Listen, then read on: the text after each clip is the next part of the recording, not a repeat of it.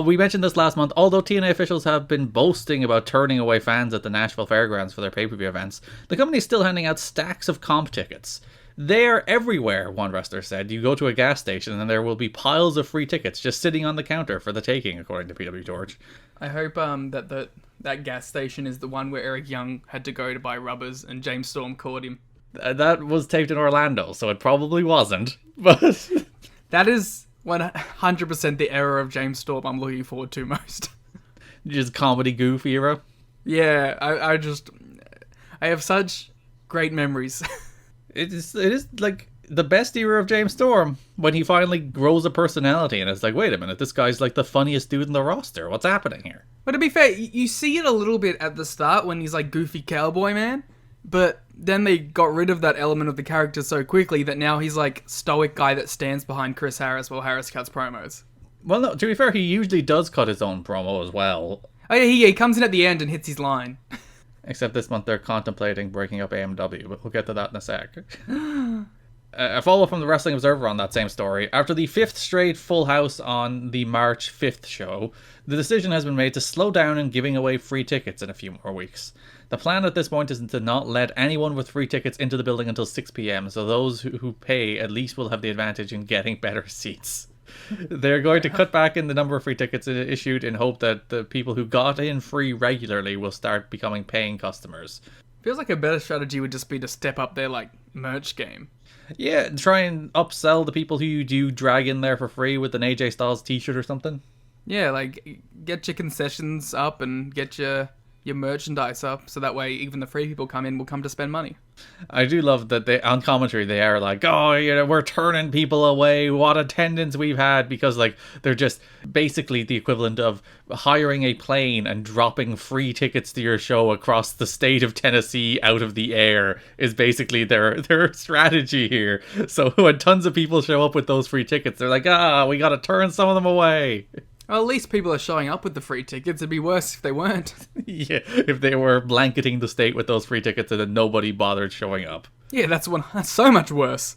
I believe while I look at the building holds 1,300, and I think the estimates were like usually maybe 500 or 600 were paid, and then the rest were papered. So like half of the people in the building weren't paying to get in the building.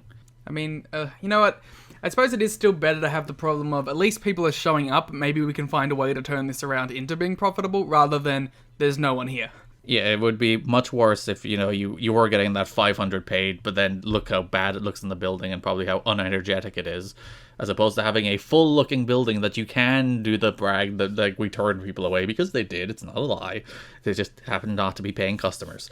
And those people are in the building and hopefully enthusiastic fans. They probably should have just tried and found a way to, you know, make it more incentivize the people who bought the tickets, which I guess they are with the letting them in first, but like, you know, have some sort of added benefit, like, hey, you get this, you get to meet and greet, I don't know, some shit like that. You get to take a photo in the ring with NWA Next Generation. Wow, I would go just to mean mug Eric Watson. Jeff Jarrett will hit you with a guitar.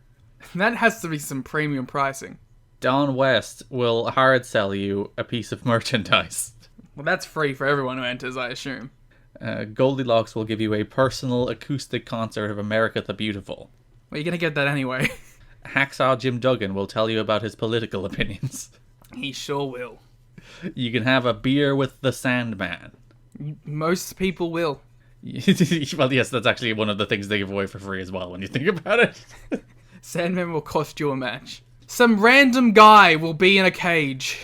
Oh yeah, you get to do your own dance in the TNA girl's cage.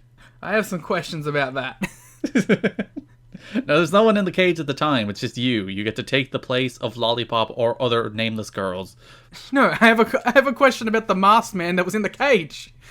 Oh yeah, don't worry about it. Oh, that was one of the auction things, wasn't it? I assumed, but it was never explained. No, it was just a dude in the cage. And I went back through the show, and I was like, why is there a masked man in the cage? Just a fellow doing his dance in the cage. It felt like some fucking Eric Andre skit.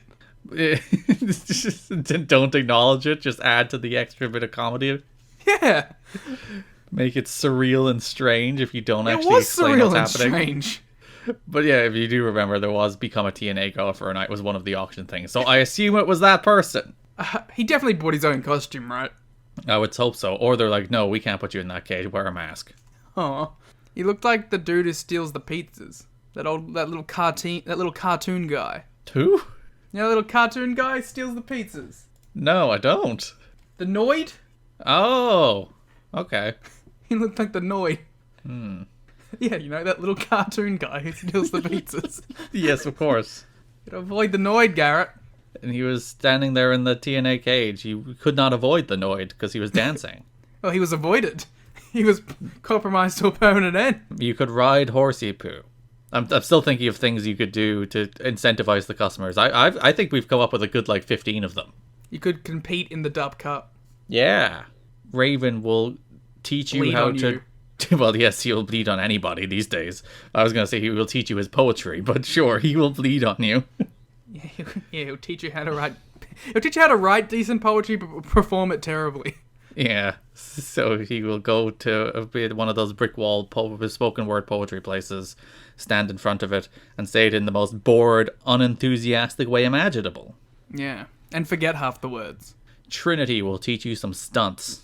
Wow, from the movie Elektra? Oh yeah, she'll teach you exactly how Jennifer Garner did her stunts in the movie Elektra. Wow.